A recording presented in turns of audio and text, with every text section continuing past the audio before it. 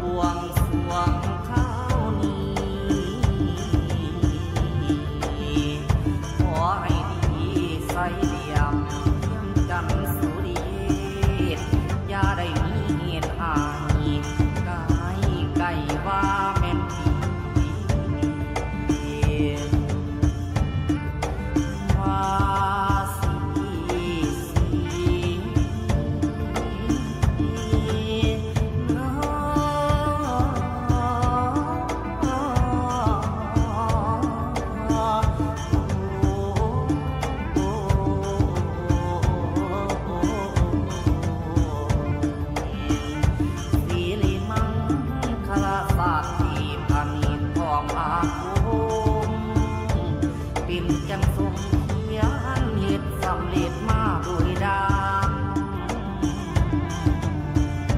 เสมองามเย็นไตมาดวงหอมดอกมาเป็นมงคลบุญมาพลายุให้ลิงดูฟุ้งค่าไว้บูชาสุขีสาพาสิ่งดีล้วนสมควรได้ให้อยู่ดีให้อยู่ดี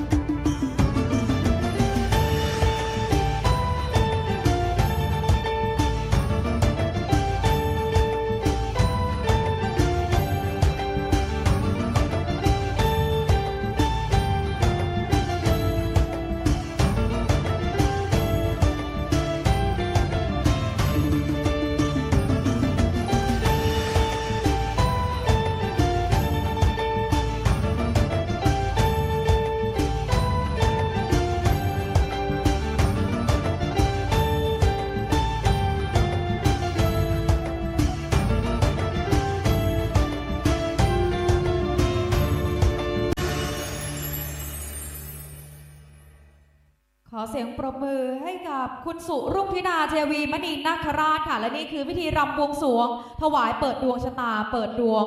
มหาโภคทรัพย์นะคะทุกท่านคะถือว่าเป็นอีก